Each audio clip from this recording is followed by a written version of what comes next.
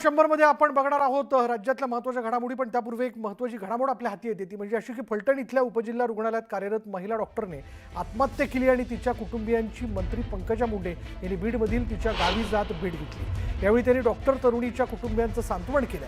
मुख्यमंत्री देवेंद्र फडणवीसांना भेटणार असून या प्रकरणाची वरिष्ठ अधिकाऱ्यांकडून निपक्षपातीपणे चौकशी झाली पाहिजे असं पंकजा मुंडे म्हणाल्या। कोणालाही पाठीशी घातलं जाणार नाही, आरोपींना कठोरात कठोर शिक्षा होईल असं सांगत कुटुंबियांना पंकजा मुंडे यांनी धीर दिला।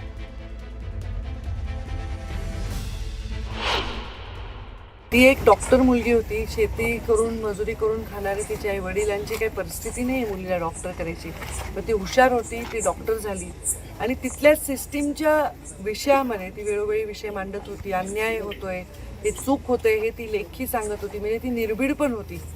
तर अशा मुलीवर ही वेळ का आली असावी आणि त्यामध्ये कोण जबाबदार आहे, तिच्यावर ही वेळ आणण्यामध्ये किंवा आणखी काय घडलंय याची चौकशी डिटेल झाली पाहिजे, फास्ट झाली पाहिजे, हा आग्रह माझा असेल। मी स्वतः मुख्यमंत्र्यांना मंगळवारी भेटणार आहे। हा गंभीर विषय आहे। मी स्वतः आदरणीय देवेंद्रजी फडणवीस यांना भेटणार आहे, बोलणार आहे। वरिष्ठ अधिकाऱ्याकडनं निपक्षपातीपणे याची चौकशी झाली पाहिजे। कोणालाही पाठीशी घालतंय असं जराही परिवाराला आणि लोकांना वाटलं नाही पाहिजे, असा आग्रह मी धरणार आहे।